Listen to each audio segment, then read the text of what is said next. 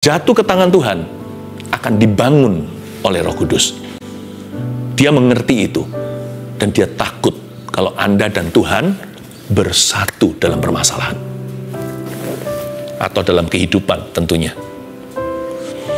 Jadi pastikan yang pertama, Tuhan adalah alamat yang tepat untuk curhat. Kalau Anda belum subscribe di channel ini, segera supaya Anda bisa mengikuti terus rema-rema dari Roh Kudus ya. Langsung ambil Alkitab dan catatan. Hari ini saya akan bagikan rahasia bagaimana kita bisa curhat dengan Tuhan. Selama ini kalau kita curahkan hati kita, kalau mau ngomong-ngomong konseling itu yang pertama kita cari siapa? Mungkin Anda punya teman. Tapi jadikan Yesus sahabatmu yang paling akrab. Hari ini saya akan bagikan rahasia ini. Kita buka di 1 Samuel pasal 1. Kita akan cover ayat 9 sampai 18, 1 Samuel pasal pertama. Cikal bakal kelahiran Nabi Samuel, ada cerita tentang Hana. Luar biasa indahnya. Di sini dibukakan rahasia keintiman dengan Tuhan juga ketika hati dirudung masalah. Ya. Catat dulu judulnya bagaimana curhat dengan Tuhan. Curhat itu apa sih? Curhat itu singkatan dari curah hati. Jadi itu sebenarnya bahasa slang sih. Mungkin kalau orang-orang Indonesia yang menyaksikan ini di luar negeri sudah lama nggak di tanah air dan nggak ngikuti bahasa-bahasa informal.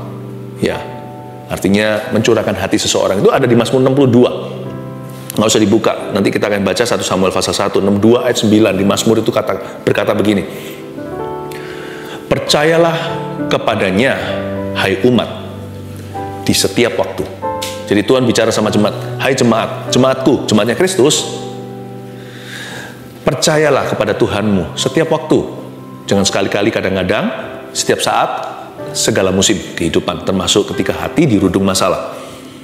Dan curahkanlah hatimu kepadanya. Kita disuruh curhat di hadapannya, sebab Allah kita adalah perlindungan. Jadi sebenarnya mencurahkan hati sama Tuhan atau konseling pribadi sama Yesus tanpa perantara itu perintah. Itu bukan saran loh ya. Karena Mazmur 62 ayat 9 berkata, percayalah lalu curahkanlah hatimu di hadapannya. Jadi, tapi gimana caranya Pastor Philip? Gimana kita curhat sama Tuhan itu? Bagaimana membangun keakraban? Nah di sini kita harus lihat trik-triknya. Setan akan berusaha untuk menghalangi. Karena itu kita harus mengerti dulu hati Allah.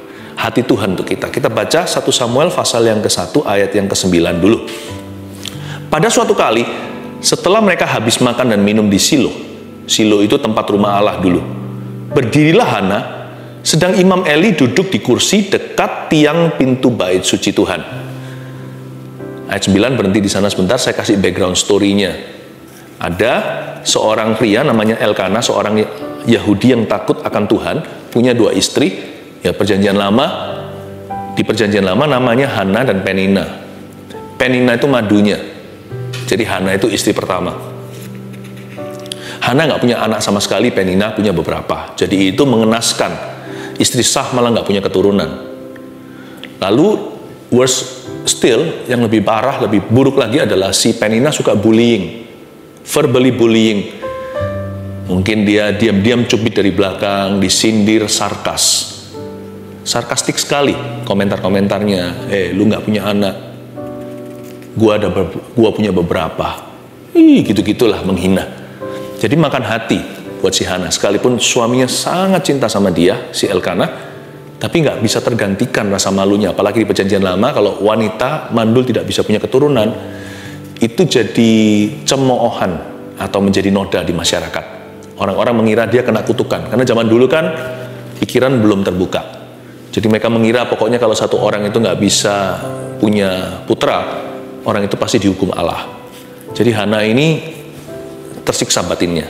Nah suatu hari setelah mereka makan dan minum di Silo, setelah memberi persembahan annually datang ke bait suci, datang maksudnya ke rumah Tuhan untuk mereka itu ke situ. Di situ Hana bakalan curhat sama yang Maha Kuasa. Tapi yang ada di sana adalah Imam Eli duduk di kursi sih, karena dia gemuk sekali, dekat pintu bait suci Tuhan, dekat tiang. Yang jadi hamba Tuhan waktu itu, padahal mereka jahat, adalah kedua putra daripada Eli, FYI, for your information only. Ya, yang nantinya tentunya mereka dihukum Tuhan karena mereka main-main dengan api persembahan. Jadi kita lihat dulu konteksnya ya. Si Hana ini nowhere to go, no one to turn to, karena zaman itu kegelapan. Bayangin yang jadi penjaga bait suci, jadi imamnya aja korupsi. Jadi waktu itu nggak ada orang benar seolah-olah. Jadi Hana ini nggak punya siapa-siapa kecuali Tuhan yang bisa mendengar keluh kesahnya. Ayat 10. Dan dengan hati pedih ia berdoa kepada Tuhan sambil menangis terseduh-seduh. Kasihan. Berhenti di ayat 10 dulu. Dia ini victim sebenarnya. Dia ini korban bullying dan juga korban kehidupan seolah-olah aku salah apa kok tidak dapat keturunan. Si Hana ini seorang pendoa.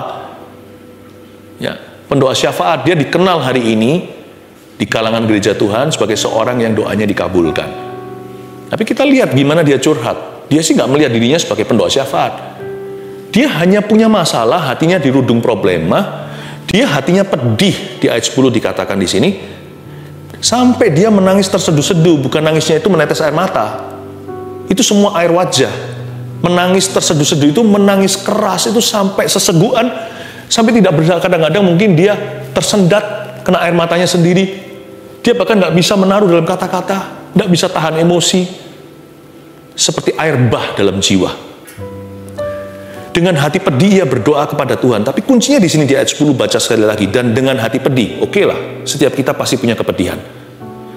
Nah ini kuncinya. Ia berdoa kepada Tuhan. Waktu Anda pedih, Anda lakukan apa yang Anda lakukan?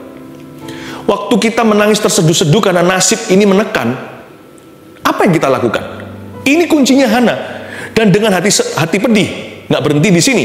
Ia, Hana, berdoa kepada Tuhan. Catat nomor 1. Bagaimana curhat dengan Tuhan? 1, pastikan dulu bahwa Tuhan adalah alamat yang tepat untuk curhat. Pastikan bahwa Tuhanlah destinasi curahan hatimu. Nah, problem itu biasanya terjadi ketika Tuhan Yesus bukanlah pribadi pertama yang Anda curahkan jiwa Anda atau Anda bawa keluh kesah. Nah, disitulah komplikasi terjadi biasanya. Ketika Anda bawa sakit hati ke manusia, rasa nggak terima, orang yang nggak salah pun terkamirkan. Ingatlah bahwa Tuhanlah alamat untuk curhat, bukan manusia. Manusia itu kedua, ketiga, tapi Tuhan selalu nomor 1. Selalu yang dituju adalah Tuhan dulu. Tuhan yang pertama dan Tuhan yang utama. Bisa jadi Tuhan pakai seseorang. Di Alkitab ada banyak cerita gimana Tuhan memakai sesama. Tapi selalu Tuhan memakai mereka atau Tuhan melalui orang-orang ini. Karena kalau kita sekarang sadar bahwa Tuhanlah sumbernya dengan S huruf besar, hendaknya ketika hati dirudung masalah, ketika hati pedih, menangis terseduh-seduh lagi, alamat ke-1 yang dituju adalah Tuhan Yesus dulu. Yang pertama dan yang utama. Yang lainnya hanyalah tambahan atau bahkan bonus dari Tuhan. Jadi bangun keakraban. Tapi Pastor Philip, saya itu kepingin, tapi hati tertuduh. Tuhan mau nggak ya? Itu tuduhan setan terhadap Tuhan di dalam hatimu. Tuhanmu nggak mau. Bagaimana dengan Mazmur 62? Bukankah itu perintah Allah di ayat 9 tadi yang saya sempat quote atau yang sempat saya bacakan kepada Anda? Curahkanlah hatimu di hadapan Allah. Percayalah Dia setiap waktu, hai umat. Tuhan mau dengar keluh kesahmu. Tapi seringkali kita nggak jadi datang. Karena sebelum kita tiba, dihalangi oleh setan yang licik sekali membisikkan, Tuhan nggak akan terima kamu. Kamu tidak layak. Tuhan mana mau tahu, kamu kurang iman, dituding-tuding segala. Setan kan pemfitnah, setan kan pendakwah orang-orang kudus di dunia ini. Si ular beludak itu. He will do all he can. Dia akan lakukan apa saja yang dia bisa untuk memastikan Anda nggak sampai mengetuk pintu sorga ketika dirudung masalah. Atau paling tidak, dia akan menahan kakimu supaya jangan immediately, supaya jangan terburu-buru ke situ. Supaya jangan sampai tempat pertama yang Anda tuju adalah Yesus dulu. Supaya dia bisa mencuri kan, membunuh, membinasakan. Mencuri itu nama artinya mengambil kesempatan dalam kesempitan. Membunuh kalau Anda berlama-lama, membinasakan kalau Anda sudah stuck di sana. Orang kalau semakin lama dalam masalah, dia nggak cari Yesus, pertama dicuri sesuatu sama setan, kalau nggak immediately atau langsung mencari Tuhan. Kalau setelah lewat berapa hari, mulai dibunuh, ada sesuatu yang mati dalam dirinya, atau dia mulai bunuh kanan kiri. Kalau dia bawa keluh kesah pedih hatinya bukan pada Tuhan, Anda akan seperti duri di tengah-tengah family. Lalu kalau Anda stuck di sana, terus nggak cari Tuhan, dan memang selama lamanya, padahal Tuhan sudah menunggu di sana, Anda berlamban-lamban atau berlambat-lambat ke situ, maka dia bahkan bisa membinasakan sesuatu, bisa fatal akibatnya. Itulah sebabnya Tuhan itu pertolongan pertama, dan Tuhan itu pertolongan utama. Iblis akan melakukan segala perkara, mendatangkan segala perkara, melakukan segala sesuatu untuk menghalangi Anda ke situ. Sebab dia tahu, kalau sampai Anda ke sana, sampai ke Yesus, itulah pertolonganmu. Karena dia tahu, sama sekali tahu, dia sangat jelas sekali mengerti. Kalau sampai Anda menyerahkan permasalahan hidup Anda ke dalam tangan Tuhan, tamatlah riwayatnya. Maksudnya, habislah setan. Mungkin Anda nggak langsung dapatkan yang Anda mau atau dijawab doanya detik ini. Tapi siapa yang jatuh ke tangan Tuhan akan dibangun oleh Roh Kudus. Dia mengerti itu. Dan dia takut kalau Anda dan Tuhan bersatu dalam permasalahan. Atau dalam kehidupan tentunya. Jadi, pastikan yang pertama, Tuhan adalah alamat yang tepat untuk curhat. Kita lihat ayat 11 sekarang, kita baca. Kemudian, next maksudnya, bernasarlah Hana, katanya, Tuhan semesta alam, jika sungguh-sungguh engkau memperhatikan sengsara hambamu ini, dan mengingat kepadaku, dan tidak melupakan hambamu ini, tetapi memberikan kepada hambamu ini seorang anak laki-laki, spesifik sekali, maka aku akan memberikan kepada Tuhan, aku akan memberikan dia kepada Tuhan untuk seumur hidupnya, dan pisau cukur tidak akan menyentuh kepalanya. Tunggu sebentar. Memang ini doanya spesifik. Padahal kalau orang lagi hatinya pedih itu kan susah untuk berpikiran objektif. Jadi saya tahu bahwa untuk dia bisa berdoa begini butuh konsentrasi yang tinggi.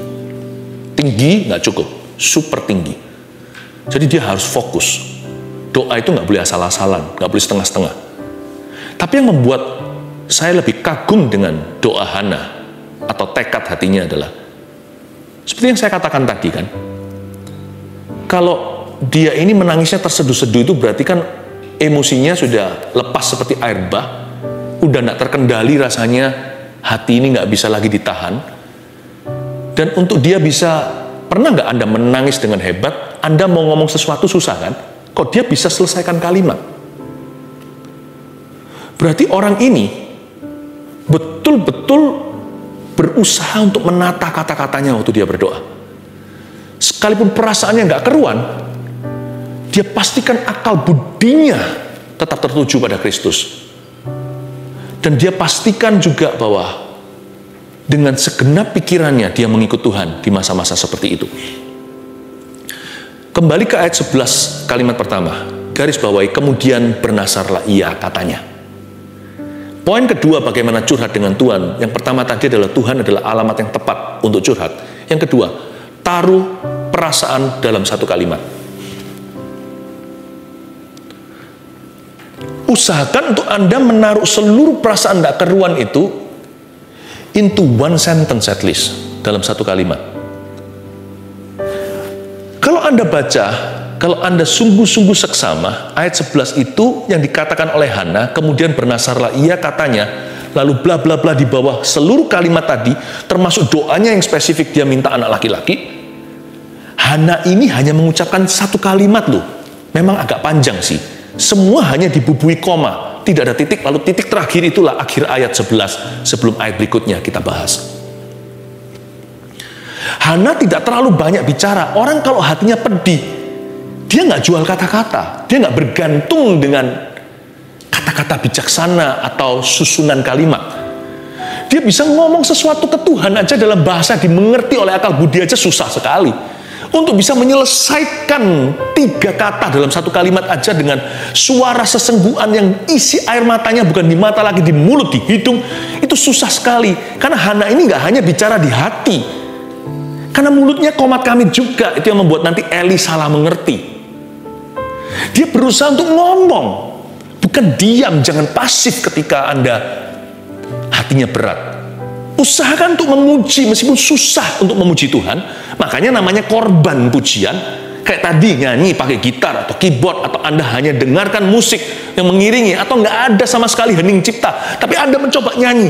Saya pernah loh dengar orang yang pedih hati mencoba memuji Tuhan, terharu sekali. Kalimatnya nggak jelas, tapi dia berusaha untuk mengucapkan. Dan Tuhan menghargai iman seperti itu. Taruhlah perasaan Anda itu dalam satu kalimat, panjang nggak apa-apa. Dengan demikian Anda menemukan focal point anti blundernya. Ketemu di dalam jiwa. Harus ketemu focal pointnya. Kalau enggak ya, hati orang pedih, lalu menangis terseduh-seduh.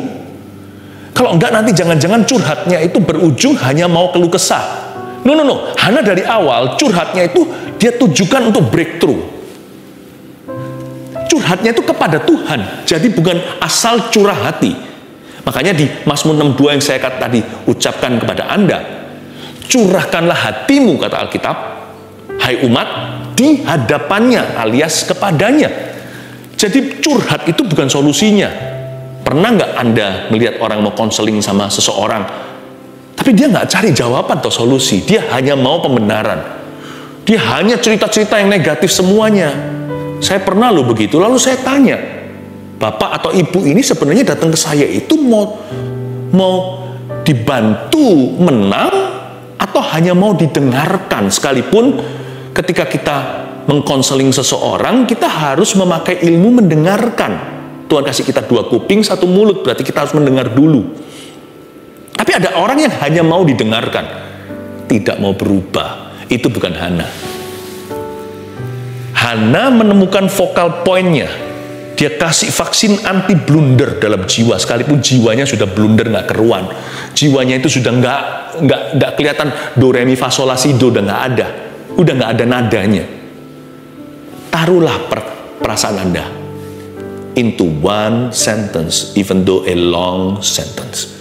Kalau Anda baca tadi, Tuhan semesta alam, jika sungguh-sungguh Engkau memperhatikan sengsara hamba-Mu ini, dan mengingat kepadaku, dan tidak melupakan hamba-Mu ini, tetapi memberikan tetapi memberikan kepada hamba-Mu ini seorang anak laki-laki, belum tutup kalimat, maka aku akan memberikan dia kepada Tuhan untuk seumur hidupnya, dan pisau cukur tidak akan menyentuh kepalanya, titik. Just one sentence, amazing prayer. Makanya doa orang benar bila dengan yakin didoakan itu bedanya sama doa orang fasik apa? Orang Farisi suka bertele-tele. Orang benar itu one sentence. Tapi dia compact masukkan di situ seluruh protein keluh kesahnya. Dengan tujuan, Lord, this is what I want. This is what I'm struggling with. Ini yang aku inginkan, ini yang aku gumuli. Aku cari Tuhan. Terimalah keluh kesahku yang berujung keselamatan. Ya? Ayat 12. Ketika perempuan itu terus-menerus berdoa di hadapan Tuhan, maka Eli mengamat-amati mulut perempuan itu. Eli ini lucu. Lucu bukan untuk kita ketawa. Lucu yang membuat saya berkata, kok dia nggak peka? Ketika perempuan itu terus-menerus berdoa, ayat 12, di hadapan Tuhan. Terus-menerus loh ya berdoa. Dia nggak berhenti. Sampai kapan? Pertanyaannya. Nanti kita lihat. Ada titik balik. Ketika perempuan itu terus-menerus berdoa di hadapan Tuhan, maka Eli mengamat-amati mulut perempuan itu. Ada apa dengan mulutnya? Dan karena Hana berkata-kata dalam hatinya dan hanya bibirnya saja bergerak-gerak. Bibirnya itu bergerak-gerak. Tetapi suaranya tidak kedengaran. Maka Eli menyangka perempuan itu mabuk. Nah, ayat yang ke-12 ini catat dulu poin ketiga. Bagaimana curhat dengan Tuhan selain Tuhan adalah alamat yang tepat untuk curhat. Yang kedua, taruh perasaan dalam satu kalimat. Yang ketiga, terus berdoa hingga ada kelepasan damai sejahtera. Jadi si Hana di ayat 12, perempuan ini terus-menerus berdoa di hadapan Tuhan, sampai-sampai Eli salah paham. Dia mengamati mulut perempuan itu yang komat kamit, bibirnya bergerak-gerak sendiri. Sedangkan Hana sedang berdoa deep in her spirit. Dia sedang bergumul sangat dalam di dalam hatinya. Tapi suaranya nggak kedengaran. Maka Eli menyangka perempuan itu mabuk. Di dalam ayat-ayat yang kita baca barusan ini, di dalam konteks poin ketiga terus berdoa hingga ada kelepasan damai sejahtera, kita melihat there is such a thing, ada yang namanya deep prayer. Kita mengerti deep worship atau penyembahan yang dalam sekali. Ini doa yang sangat mendalam. In the New Testament, saya kok teringat di perjanjian baru yang namanya glossolalia. Glossolalia itu bahasa doa dalam bahasa roh atau bahasa lidah. Bukan bahasa roh yang diterima untuk menjadi pesan kepada seseorang yang harus diterjemahkan, tapi bahasa roh yang membantu kita dalam pergumulan. Roma 8, 26 dan 27 bunyinya begini, nggak usah dibuka. Saya hafal, saya beritahu Anda dulu untuk singkat waktu. Demikianlah Roh Kudus, R huruf besar, membantu kita dalam kelemahan kita, sebab kita sebenarnya tidak tahu bagaimana harus berdoa. Tetapi Roh itu berdoa bagi kita dengan keluhan-keluhan yang tak terucapkan. Keluhan-keluhan yang tak terucapkan itu bukan berarti tidak mengucapkan keluhan-keluhan itu. Keluhan-keluhan yang tidak bisa diucapkan dengan bahasa manusia yang kita tahu. Tidak ada language known to man, tidak ada satupun bahasa yang ada dan eksis yang ada di dunia ini yang bisa mewakili perasaan kita waktu itu. Dan Allah yang mengenal hati nurani, Dia tahu apa yang Roh Kudus itu doakan, yaitu bahwa Roh tersebut mendoakan orang-orang kudus sesuai dengan kehendak Allah. Jadi persis seperti yang kita gumulkan. Kita nggak bisa taruh dalam bahasa. Ada waktunya, ada orang tertentu berkata, pokoknya aku nggak bisa jelaskan. Tambah dipaksa, tambah nggak keluar. Allah yang membaca nurani itu artinya, inilah deep prayer, doa yang begitu mendalam. Bukan lagi hati ke hati. Hati sendiri nggak mengerti kok apa yang sedang dia rasakan, tapi roh ke roh. A spiritual prayer, the spirit prays. Roh kita berdoa dengan keluhan-keluhan yang tak terucapkan namun diutarakan. Itulah yang Eli lihat. Komat kamit perempuan itu mulutnya bergerak-gerak, hanya bibirnya yang kelihatan bergetar. Memang yang dialami oleh Hana ini di perjanjian lama belum ada pencurahan Roh Kudus Pentakosta. Tapi coba bayangkan, Hana aja berdoa dengan sebelum zaman pencurahan Roh Kudus aja didengarkan, apalagi hari ini orang-orang yang sudah dipenuhi sama Roh Kudus. Saya yakin doa Anda pasti akan didengarkan oleh Tuhan. Teruslah berdoa. Sampai kapan? Hingga ada kelepasan damai sejahtera. Saya jadi ingat karunia itu. Jadi kalau Anda yang belum menerima bahasa roh, belum mengalami namanya baptisan Roh Kudus dengan tanda berbahasa lidah, minta pada Tuhan. Tuhan beri kok. Nggak mungkin Tuhan kasih kalajengking kalau yang minta roti. Tuhan nggak mungkin kasih ular yang minta air. Ayat berikutnya, ayat 13. Lalu kata Eli kepadanya, berapa lama lagi engkau berlaku sebagai orang mabuk? Aduh Eli, kok begitu? Lepaskanlah dirimu daripada mabukmu. Tetapi Hana menjawab, bukan tuanku, aku seorang perempuan yang sangat bersusah hati. Anggur ataupun minuman yang memabukkan tidak ku minum, melainkan aku mencurahkan isi hatiku di hadapan Tuhan. Mari kita praktekkan jangan menghakimi orang ketika mereka dalam pergumulan. Termasuk orang yang suka menilai menurut pengertiannya sendiri. Khususnya orang-orang yang berdoa in deep prayer, berdoa di dalam bahasa roh atau bahasa lidah. Just because you don't understand, just because hanya karena kita belum mengerti sesuatu, bukan berarti sesuatu itu tidak ada. Kalau saya bicara bahasa Jepang sekarang kepada Anda, bagi orang yang tidak pernah dengar bahasa Jepang itu seperti nonsense, tapi dari sisi sananya, di sisi sananya orang yang mengerti bahasa Jepang itu berarti sesuatu. Bahasa lidah juga seperti tidak ada artinya, tapi dari sisi Allah yang membaca nurani, Dan yang mengutus Roh Kudus untuk membantu kita berdoa dalam kelemahan kita ketika kita tidak tahu bagaimana berdoa. Namun Roh itu berdoa bersama dengan kita, menyampaikan keluhan yang tak terucapkan. Setiap kalimat dan kata itu ada artinya. Bukan kata-kata itu kita pisah-pisahkan lalu artinya apa, kamusnya di mana, bukan. Kode rahasia itu membentuk kalimat yang don't make sense, tidak masuk akal. Tapi semua kode itu di sebelah sisi situ didengungkan ada arti. Apalagi keluar dari hati yang bergumul sekali untuk keluarganya, bergumul untuk masa depannya, bergumul untuk bangsa dan negerinya. Kalimatmu bukan kalimat hampa. Karena itu jangan menjadi generasi Eli yang menghakimi tanpa sebab. Itulah sebabnya doa yang begini seringkali disalah mengerti oleh kedagingan. Manusia kedagingan atau Kristen lahiriah yang tidak mengerti pekerjaan dan karya Roh Kudus. Saya ingin sekali menguatkan Anda, kalau Anda memang harus berdoa demikian, jangan izinkan orang lain menghakimi. Jangan marahi mereka jikalau mereka menghakimimu. Tapi jangan sampai terpancing, jangan sampai Anda juga jadi down karena perkataan orang. Prayer is between you and the Lord. Ya. Tapi kalau Anda tahu ada fasilitas seperti ini dari Tuhan, dari kerajaan sorga diberikan, mintalah. Mintalah Roh Kudus. Bapak memberikan Roh Kudus kepada barang siapa yang memintanya. Mintalah karunia itu. Mintalah glosolalia. Sekalipun bisa disalah ngerti dengan Kristen yang kedagingan atau Kristen yang lahiriah seperti Eli yang sudah jauh dari Tuhan. Nah, kita baca lagi di ayat yang ke-16. Jangan baca sekarang. Janganlah anggap hambamu ini seorang perempuan dursila, sebab karena besarnya cemas dan sakit hati aku berbicara demikianlah lama. Betul-betul Hana ini mencurahkan isi hatinya seperti dikatakan di ayat sebelumnya, aku mencurahkan isi hatiku di hadapan Tuhan. Ada tipe-tipe doa yang mengosongkan keluh kesahnya ke hadapan Allah. Dia betul-betul selesaikan blundernya. Dia bisa temukan focal point untuk bisa menjelaskan apa yang dia mau atau apa yang dia gumulkan. Tapi logika hanya bisa menjamah sekian jiwa.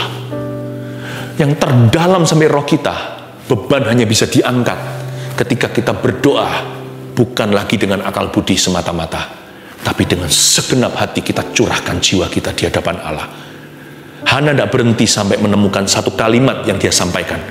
Hana lanjutkan berdoa sampai hatinya merasakan. Memang wanita kan peka perasaannya. Kita harus belajar yang laki-laki. Dia berdoa sekalipun dia sudah temukan focal point atau kalimat yang dia sampaikan, tapi dia tidak berhenti berdoa sampai di jiwanya dia merasakan ada kelepasan damai sejahtera. Doanya nggak stop sampai seluruh kirbat jiwanya yang berat dikosongkan dari seluruh peluru yang tidak perlu. Ayat 17, jawab Eli, pergilah dengan selamat dan Allah Israel akan memberikan kepadamu apa yang kau minta daripadanya. Eli akhirnya mengerti. Bagusnya di sini, Eli berubah haluan dan berkata, oke, I'm sorry. Eli ini masih baik hati dan dia berkata, pergi dengan selamat ya, Allah Israel akan memberikan padamu apa yang kau minta daripadanya. Padahal Eli itu sudah tidak didengarkan doanya oleh Tuhan. Apa artinya kelepasan damai sejahtera? Kalau Anda sudah curahkan hatimu dan sampaikan kalimatmu, apapun jawaban dari Tuhan, sekali lagi, apapun jawaban dari Allah, jangan pandang sumbernya. Mau keluar dari manusia yang sudah tidak dikenal sama Tuhan, mau keluar dari kejadian yang serba kebetulan, mau keluar dari ayat tanpa suara audible apa kan kita inginnya dinubuatkan. Kita baca firman tiba-tiba dapat yang itu. Bukan berarti kita buka sembarangan, sekalipun kalau kita sistematis membacanya, hari itu kebetulan di pasal demikian. Apapun jawaban dari Tuhan, di ujung penghujung daripada doa Anda setelah Anda kosongkan seluruh kirbat dan pelurumu ke hadapannya, whatever God answer will be, apapun jawaban dari Yang Maha Kuasa, jangan pilih-pilih dan jangan pandang sumbernya, jangan pandang kendaraannya. Siapapun yang membawakan jawaban ke pintu Anda, keledai daripada Bileam pun jadi kalau perlu keluar dari mulut babi, mutiara tetap mutiara dari sorga. Jangan pilih-pilih harus hamba Tuhan tertentu. Jangan pilih-pilih harus kejadian begini. Jangan pilih-pilih, harus dengan karunia khusus dari Roh Kudus. Kalau tidak nubuatan, aku tidak bergeming dan tidak percaya itu kalau dari Tuhan. Buktinya, Hannah langsung damai sejahtera ketika Eli berkata, "Go home, my daughter," pulanglah, hai perempuan, doamu akan dijawab Tuhan. Lalu dia ketawa, saya buktikan di ayat berikutnya. Sesudah itu berkatalah perempuan itu, "Biarlah hambamu ini mendapat belas kasihan daripadamu." Masa Hannah tidak pernah dengar apa yang dilakukan oleh anak-anak Eli di bait suci, yang sekarang jadi pendeta-pendeta di situ? Tahu dia. Itu sudah menjadi news di Israel. Keluarga Eli ini berantakan waktu itu. Tapi ketika Eli mengucapkan itu, orang kalau desperado, orang kalau putus asa, dia nggak pilih-pilih jawaban. Apapun yang Tuhan sampaikan, dia makan. Dia nggak akan lihat khotbah bagus, khotbah enggak, lihat pembicara. Apapun firman Allah, dia telan. Jadi meskipun dia tahu keluarga Eli seperti apa, ketika Eli berkata, "Pulanglah, Allah Israel akan mengingatmu," langsung dia pulang happy, ya. Ayat 18 terakhir, sesudah itu berkatalah perempuan itu, "Biarlah hambamu ini mendapat belas kasihan daripadamu." Lalu keluarlah perempuan itu, ia mau makan dan mukanya tidak muram lagi. Belum dapat anak loh ya. Nanti ayat-ayat berikutnya baru dia dapat Nabi Samuel yang mengurapi Raja Saul dan Raja Daud. Ini cikal bakal Samuel, Hannah mamanya Nabi itu. Lalu keluarlah perempuan itu, setelah dia menangis mulut komat kamit begitu, dia keluar dari bait suci, dari rumah Tuhan hari itu di Silo, berdamai dengan dirinya sendiri. Dia berdamai dengan situasi hanya karena dapat jawaban dari Tuhan. Dan jawabannya pun tidak sensasional. Suatu kalimat biasa keluar dari mulut seorang imam. Meskipun imam itu sendiri mungkin tidak qualified. Dia berdamai dengan dirinya, berdamai dengan situasinya, dan berakhir keluar dari pergumulannya, beriman kepada Tuhannya. Ujung daripada curhatmu haruslah pada iman dan damai sejahtera. Ujung curhat sama Tuhan itu tidak berhenti pada curah hati, tapi berujung terima karunia dan buah. Tahu nggak 9 karunia Roh Kudus dan 9 buah Roh Kudus itu? Kalau Anda gabungkan 1 dengan 1, 2 dengan 2, iman karunia tersebut, saudara kembar di sisi buah adalah damai sejahtera. Setiap curhat dengan Tuhan selalu berakhir menerima buah dan karunia. Selalu diakhiri dengan tanda seru ini, yaitu iman kepada Tuhan dan damai sejahtera di hati. Jangan berhenti sampai curah hati, berhenti sampai beriman kepada Tuhan. Dia keluar dari kamar, dari Silo itu, berseri-seri, mau makan, mukanya tidak muram lagi. Tak lama kemudian, janji Tuhan digenapi. Suara bayi, lahirlah Samuel. 1, 2, 3, dengan ini saya selesai bagaimana curhat dengan Tuhan. 1, Tuhan adalah alamat yang tepat untuk curhat. 2, taruh perkataan dalam satu kalimat. 3, terus berdoa hingga ada kelepasan, damai sejahtera. 1 Petrus 4 ayat 7. Kesudahan segala sesuatu sudah dekat. Karena itu, kuasailah dirimu dan jadilah tenang, supaya kamu dapat berdoa. Saudara yang terkasih, terima kasih telah mendengarkan firman Tuhan hari ini. Jangan lupa untuk dukung terus channel ini dengan cara subscribe, like, share, dan juga komen, agar saudara kita yang lain juga boleh terberkati. Tuhan Yesus memberkati kita.